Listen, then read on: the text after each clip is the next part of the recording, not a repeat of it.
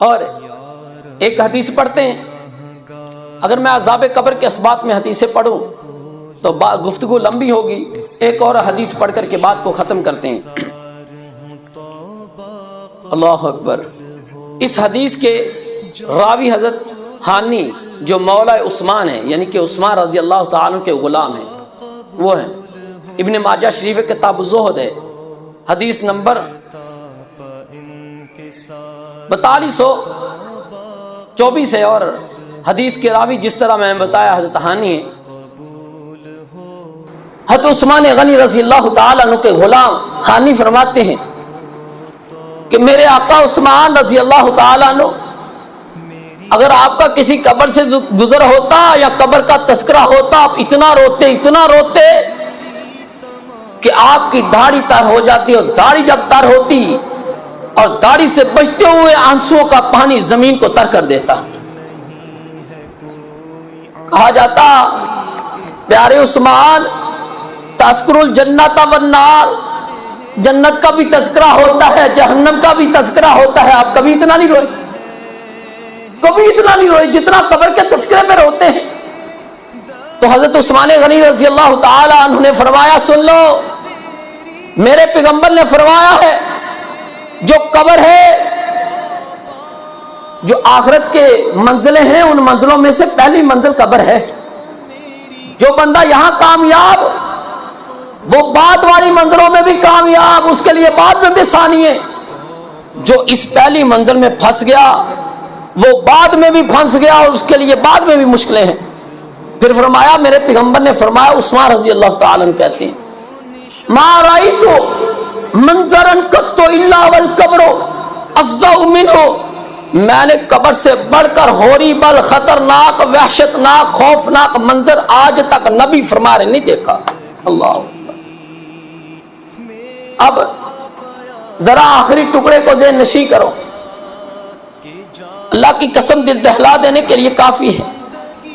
آپ نے بڑے بڑے ہوریبل، بڑے بڑے خوفناک، وحشتناک، دہشتناک مناظر دیکھے ہوں گے، آپ نے بڑے بڑے خطرناک ایکسیڈنٹ دیکھے ہوں گے، آپ نے دیکھا ہوگا اور کھوپڑی سے بھیجا باہر نکلا ہوا دیکھا ہوگا، آپ نے ایکسیڈنٹ میں دیکھا ہوگا، بندے کا ایک عضو لگ دیکھا ہوا ہوگا، آپ نے برما کے مسلمانوں کی حالت زار کو دیکھا ہوگا، کاٹنے والوں نے ایک عضو کو کاٹا، سیدھا کیا، ٹرین کے نیچے آنے والے بندے کی حالت کو آپ نے دیکھا ہوگا، جس کا جسم کا ایک ایک لوتھڑا اڑ گیا۔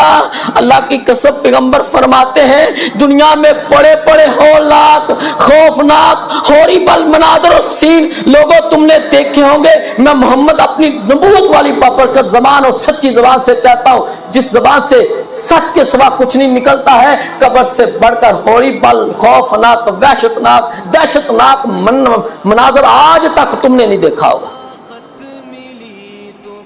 یہ قبر ہے، قبر، یہ وحشت کا گھر ہے قبر، یہ تباہی اور بربادی کا گھر ہے قبر۔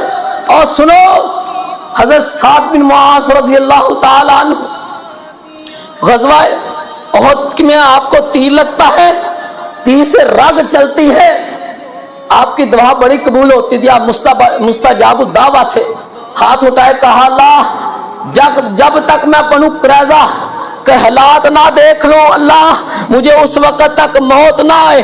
میرے رب نے اس خون کو بند کر دیا، اور بنو قریظہ پر رسول اللہ صلی اللہ علیہ وسلم نے قصہ مختصر، جب بنو قریظہ کو اپنے قبضے میں لے لیا تو پیغمبر علیہ السلام نے فرمایا ہاں بتاؤ یہودیوں تمہارے ساتھ کیا کیا جائے؟ انہوں نے کہا جی کیونکہ یہ جو حلیف تھے سعد بن معاذ رضی اللہ تعالیٰ کا قبیلہ ان کا حلیف تھا، تو فرمایا اللہ کے رسول ہمارا فیصلہ سعد اگر کر دے تو ہمیں منظور ہے۔ سعد رضی اللہ تعالیٰ عنہ جب آئے گدھے پہ بیٹھ کر کے بنو قریظہ کی بستی میں پہنچے، پیغمبر علیہ السلام نے صحابہ سے فرمایا اٹھو اپنے سردار کا استقبال کرو۔ اللہ اکبر، اور سردار کو لایا گیا۔ سعد کہتا ہے اللہ کے رسول نگاہ جھکی ہوئی ہے، ادب ہی ادب ہے، احترام ہی احترام ہے، محبت ہی محبت ہے، شرم ہی شرم ہے۔ فرمایا اللہ کے رسول کیا سعد جو فیصلہ کرے گا وہ میرا فیصلہ یہاں لاگو ہوگا؟ کیا اللہ کے رسول سعد جو فیصلہ کرے گا یہاں کھڑے ہونے والے سب مانیں گے؟ پیغمبر نے فرمایا ہاں سعد سعد سے مراد، سعد جو کہہ رہے تھے اس سے مراد پیغمبر علیہ السلام خود کی شخصیت تھی۔ فرمایا ہاں سعد جو تم فیصلہ کرے گا تیرے فیصلے کو لاگو کیا جائے گا۔ فرمایا اللہ کے رسول ان کے نوجوانوں کو قتل کر دیا جائے، ان کے بچوں اور ان کی عورتوں کو لونڈیوں اور غلام بنا لیا جائے۔ 700 یہودیوں کی گردنوں کو مار دیا گیا۔